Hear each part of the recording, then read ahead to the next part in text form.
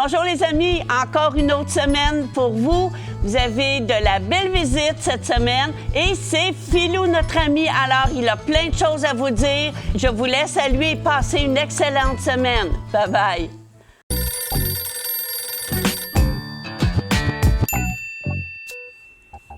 Shalom, ici Philou en ligne. Et oui, joyeux Noël!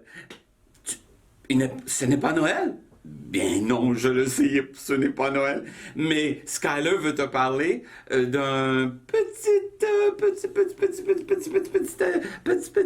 animal qui s'appelle Arbre de Noël. On le regarde ensemble? Regardons Skyler. Hello, c'est moi Skyler. Je vais te présenter l'arbre de Noël, c'est-à-dire le ver arbre de Noël. On le trouve partout dans le monde, dans les eaux depuis les récits coralliens des Caraïbes jusqu'à ceux de l'Indo-Pacifique. Le ver arbre de Noël sort en décorant les récits coralliens avec des ornements comme sur un arbre de Noël. Ces petites créatures ne bougent pas beaucoup. Quand il est bébé, le ver se pose sur le corail, puis le corail se développe autour du ver, créant un terrier. La partie du ver qui ressemble à un arbre de Noël s'appelle la couronne, et c'est la seule partie que l'on peut voir. Leur corps, en forme de tube, est environ 2 fois plus grand que les couronnes. Les couronnes viennent toujours par paires et peuvent être de plusieurs couleurs: rose, rouge, jaune, bleu, ainsi que blanc et brun. Les 2 couronnes lui servent à manger et à respirer. Pour manger, le petit ver utilise les poils qui recouvrent ses couronnes comme des cils pour piéger le plancton ou de minuscules plantes et le faire passer dans sa bouche. Le ver, arbre de Noël, vit normalement entre 10 et 20 ans, mais il peut vivre jusqu'à 40 ans. Lorsqu'ils sentent un mouvement dans l'eau et se sentent menacés, ils se rétractent dans leur terrier. Si la couronne du ver, arbre de Noël, est blessée, elle peut repousser. Aimes-tu décorer un arbre de Noël comme le ver décore le corail? Aimes-tu recevoir des cadeaux le jour de Noël? Aimes-tu voir les lumières de Noël briller sur les maisons et les arbres? Elles sont peut-être amusantes, mais ce n'est pas le vrai sens de Noël. Le vrai sens de Noël est la célébration de l'envoi de la lumière du monde par Dieu. Jésus est la lumière du monde. Dans la Bible, Jésus dit « Je suis la lumière du monde. Celui qui me suit ne marchera pas dans les ténèbres, mais il aura la lumière de la vie. » Tu n'as pas besoin d'attendre Noël pour célébrer la lumière de Dieu. Jésus est avec toi tout le temps et tu peux le partager avec tout le monde. Dieu peut t'aider à partager Jésus chaque fois. Eh oui, un ver qui s'appelle Arbre de Noël. Oh, nous apprenons aussi que Jésus a dit « Je suis la lumière ». Comme l'arbre de Noël décore les coraux et on peut dire qu'il éclaire, Jésus est ici, nous a été envoyé pour qu'on puisse éclairer aussi dans le monde. Bien sûr, il est au ciel, mais il a dit qu'il était avec nous. Dieu nous a donné un cadeau qu'on peut célébrer aujourd'hui, cette semaine, pendant le mois et toute l'année. Oh, que c'est merveilleux qu'on peut parler de Jésus, la lumière du monde, partout. Oh, ça me fait penser. Regardons l'histoire ensemble. L'histoire de Noël. L'histoire de Dieu, Noël. Une partie de l'histoire de Dieu concerne la naissance de Jésus, le Sauveur. Nous l'appelons Noël et elle commence ainsi. Des centaines d'années avant le grand salut, Dieu a déclaré à un prophète nommé Ésaïe que le Sauveur naîtrait d'une femme et prendrait le châtiment de toutes les mauvaises choses dans le monde. Quand ce Sauveur est finalement né, c'était le Fils de Dieu, Jésus. Et Dieu a fait de grandes choses pour démontrer que Jésus était celui que tout le monde attendait. Tout d'abord, un ange nommé Gabriel apparut à Marie pour lui dire qu'elle allait être la mère de Jésus. Cela n'arrive pas habituellement. Puis, quand Marie était enceinte de Jésus, elle a visité sa cousine, Élisabeth, qui était enceinte d'un bébé qui grandirait pour devenir Jean-Baptiste. Dès que Marie a dit bonjour, Élisabeth a senti le bébé tressaillir de joie dans son ventre. Les bébés ne peuvent même pas s'asseoir. Alors Élisabeth savait que le bébé de Marie n'était pas n'importe qui. Au bout de quelques mois, Marie et Joseph quittèrent Nazareth et se rendirent à Bethléem où Jésus est né. Dans un hôpital, mais quelque part dehors, probablement avec des animaux autour. Ensuite, plus d'anges sont apparus, cette fois-ci à des bergers. Ils ont chanté « Gloire à Dieu ». Parfois, les parents envoient une carte pour annoncer la naissance de leur enfant. Jésus a été annoncé par des anges. Vous savez ce qui s'est passé lorsque Jésus est né? Une nouvelle étoile est apparue.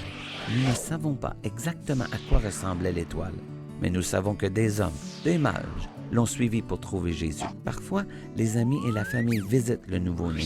Ces hommes étaient des étrangers qui savaient que la vie de Jésus allait être importante. Alors que les mages voyageaient, les parents de Jésus l'ont emmené au temple. Il avait un peu plus d'1 mois maintenant.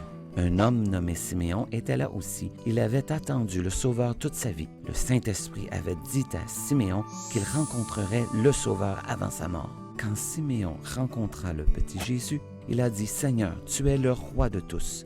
C'est une chose assez étrange à dire à un bébé.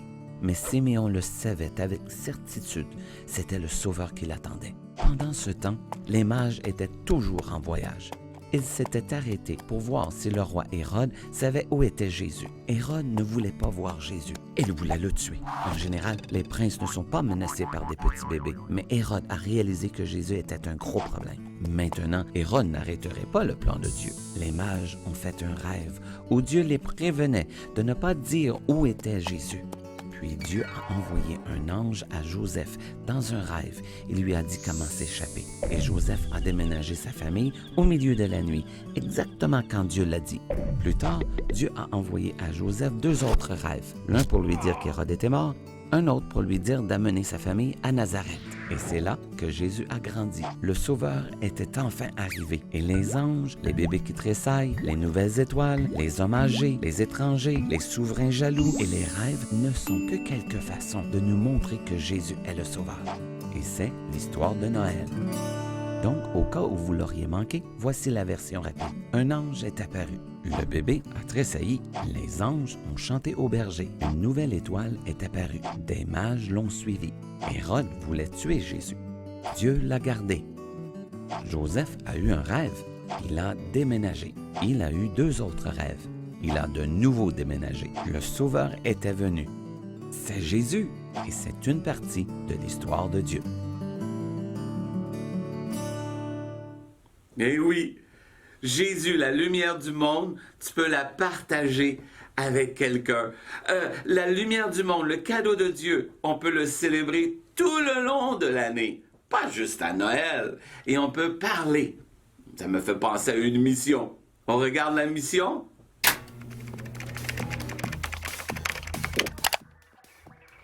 Voici ta mission. Tu dois prendre un livre ou prendre des images ou prendre un clip et raconter l'histoire de Noël, de la naissance de Jésus, à quelqu'un. Ça peut être ton père, ça peut être ta mère, ça peut être un ami, ça peut être même ton frère ou ta sœur.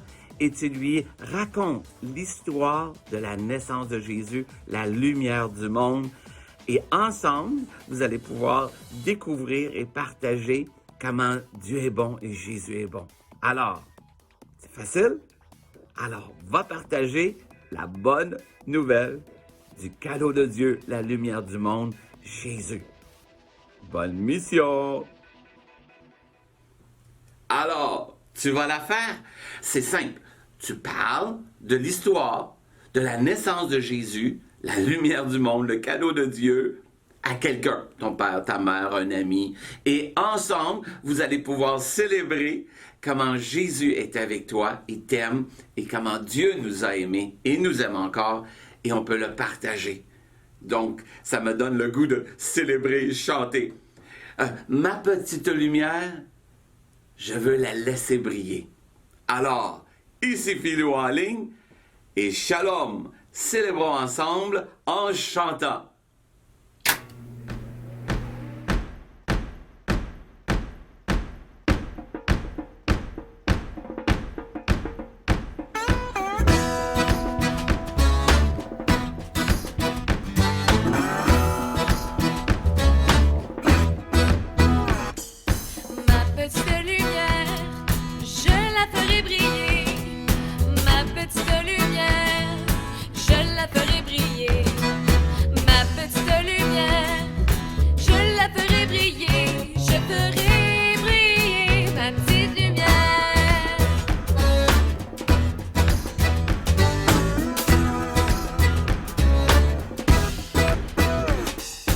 Partout où j'irai,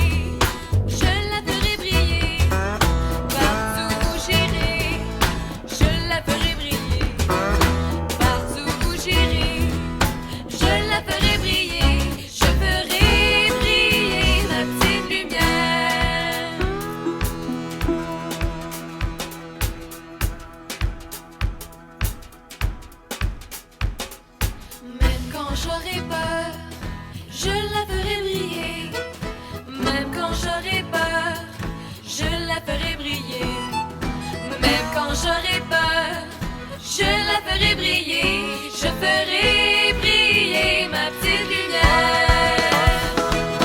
Ma petite lumière, je la ferai briller. Ma petite lumière, je la ferai briller. Ma petite lumière, je la ferai briller. Je ferai briller ma petite lumière. Je ferai briller ma petite lumière. Je ferai briller ma petite lumière.